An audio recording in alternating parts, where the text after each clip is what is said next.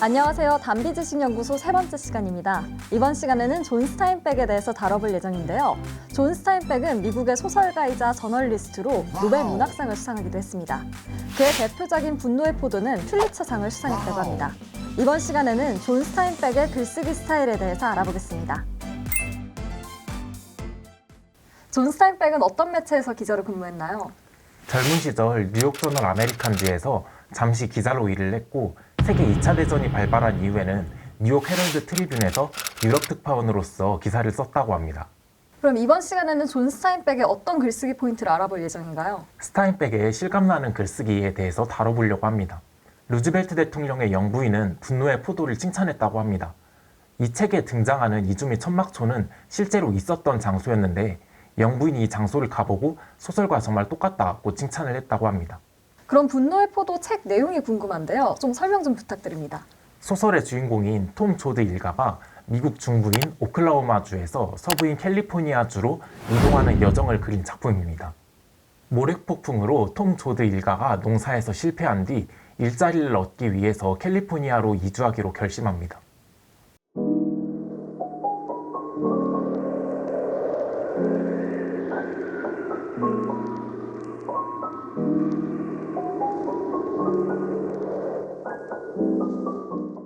이주를 하면서 빈민한 사람들을 위해 마련된 천막촌을 전전하는 등 여러 우여곡절을 겪은 후에 캘리포니아에 도착하게 됩니다.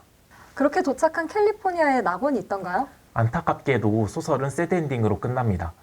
조드 일가가 일자리를 구하긴 했는데 모두 적절하지 못한 생계를 유지하기 어려운 일자리였고 소설의 결말에서는 홍수가 나서 그들이 타고 왔던 자동차가 침수되는 일까지 발생합니다. 이 소설은 당시 시대 상황과 밀접한 관련이 있습니다. 1933년에 모래폭풍으로 인해서 많은 농민들이 피해를 받고 엎친 데 덮친 격으로 대공황 때문에 막대한 경제적 피해를 봤다고 합니다. 이들이 일자리를 얻기 위해서 미국 서부로 많이 이주했다고 합니다. 존 스타인백은 분노의 포도를 굉장히 실감나게 묘사했는데요. 어떻게 이렇게 글을 쓸 수 있었나요? 그는 샌프란시스코 뉴스의 일회로 캘리포니아로 이주하는 사람들의 이야기를 기사로 담았다고 합니다. 이들에 관한 현장을 직접 취재하고 인터뷰를 했습니다. 이런 내용을 바탕으로 분노의 포도를 썼고 분노의 포도에도 스타인백이 실제로 취재한 내용이 많이 들어가 있다고 합니다. 취재를 기반으로 묘사한 또 다른 부분이 있을까요? 책의 결말부에 등장하는 홍수가 나는 장면입니다. 조드 일가는 홍수 때문에 막대한 피해를 입게 되는데 스타인백도 이 사건을 실제로 목격했다고 합니다. 캘리포니아의 한 마을에 홍수가 발생해서 5,000명가량의 이주민이 거주지를 잃었다고 합니다. 존 스타인백의 두 번째 글쓰기 스타일은 생생한 묘사인데요. 어떤 부분에서 이런 것이 잘 드러나나요? 실제로 첫 번째 챕터를 보면 생생한 묘사가 정말 가득합니다. 묘사가 디테일해서 실제로 그 장면에 들어가 있는 듯한 느낌을 받을 수 있습니다.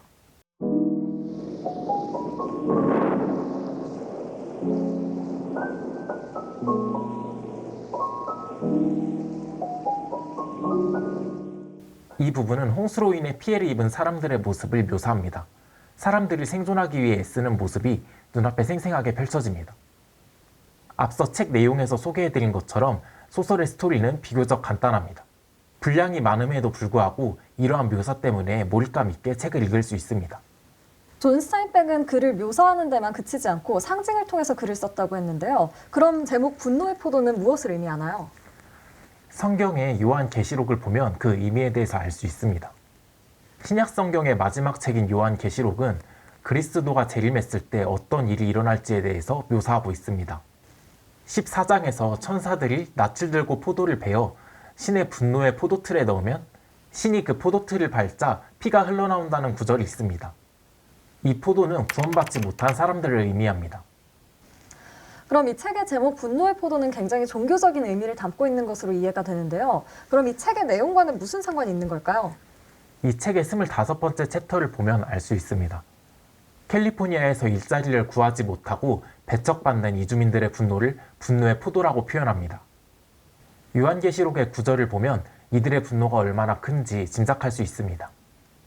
우리나라 사람들은 분노의 포도를 읽었을 때 크게 의미가 와닿지 않겠지만 미국같이 기독교를 기반으로 한 국가에서는 이 의미가 직관적으로 와닿았겠네요. 지금까지 존 스타인백의 글쓰기 스타일에 대해서 알아봤습니다. 존 스타인백은 자신이 경험한 내용을 토대로 생생하게 묘사를 했고요. 또 이것을 상징을 통해서 풍부하게 만들었습니다. 한 가지 덧붙이자면 스타인백은 노벨 문학상 수상 이후 글쓰기에 관한 조언을 남겼습니다. 글쓰기 비법은 존재하지만 전수할 수 있는 게 아니라고 그는 말했습니다. 그저 독자에게 자신이 하고 싶은 말을 잘 전달하려고 하다 보면 그러한 비법을 체득할 수 있을 거라고 말했습니다.